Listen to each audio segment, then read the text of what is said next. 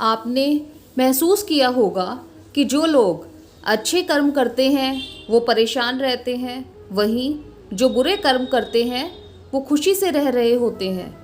अच्छे कर्म करने वाले परेशान होते हैं कि आखिर उन्हें इतनी परीक्षा क्यों देनी पड़ रही है, जबकि जो अधर्म की राह में हैं वो खुश हैं और ज़िंदगी का लुत्फ़ उठा रहे हैं।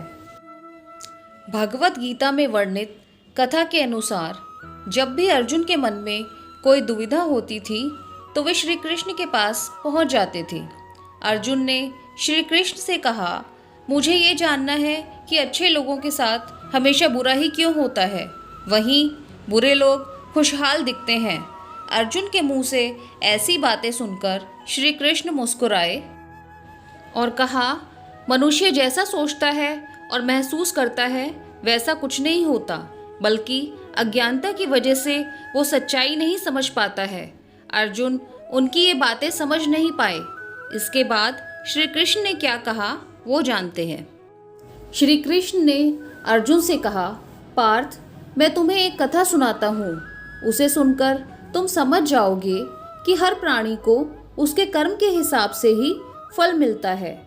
कथा शुरू करते हुए श्री कृष्ण ने कहा, एक नगर में दो पुरुष रहते थे।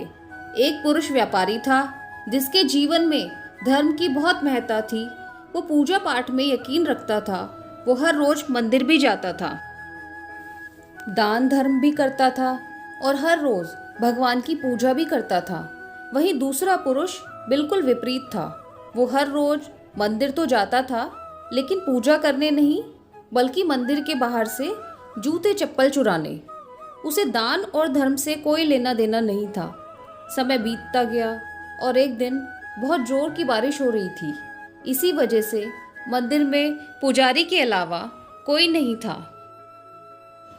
ये बात जब दूसरे पुरुष को पता चली तो उसने कहा, ये सही मौका है मंदिर का धन चुराने का।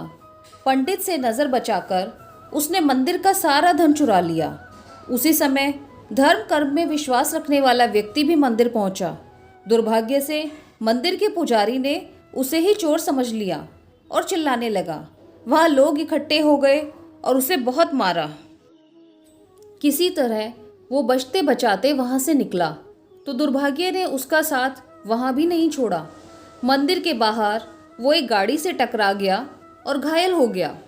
फिर वो व्यापारी लंगड़ाते हुए घर जाने लगा तो रास्ते में उसकी मुलाकात उस पुरुष से हुई जिसने मंदिर से धन चुराया था।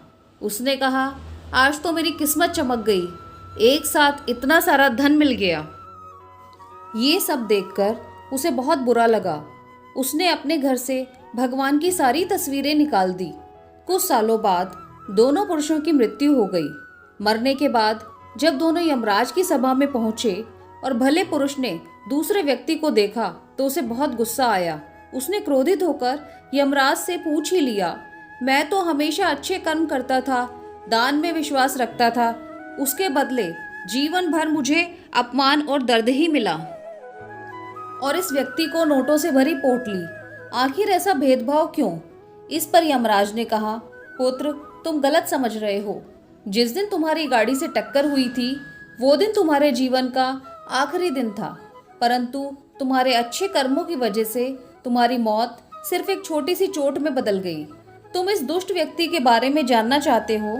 दरअसल इसके भाग्य में राजयोग था, मगर इसके कुकर्मों और अधर्म की वजह से वो सिर्फ एक छोटी सी धन की पोटली में बदल गया। कथा सुनाने के बाद श्री कृष्ण अर्जुन से कहते हैं, पार्थ, क्या अब तुम्हें तुम्हारे सवाल का जवाब मिल गया? ऐसा सोचना कि भगवान तुम्हारे कर्मों को नज़रअंदाज कर रहे हैं, ये बिल्कुल भी सत्य नहीं है। भगवान हमें कब, क्या, किस रूप में दे रहा है, मनुष्य को समझ में नहीं आता है। मनुष्य का फर्ज है कि वो हमेशा अच्छे कर्म करते रहें, क्योंकि श्री कृष्ण ने गीता में भी बताया है कि किसी के द्वारा किया गया कर्म बेकार नहीं जाता, चाहे वो अच्छा हो या बुरा।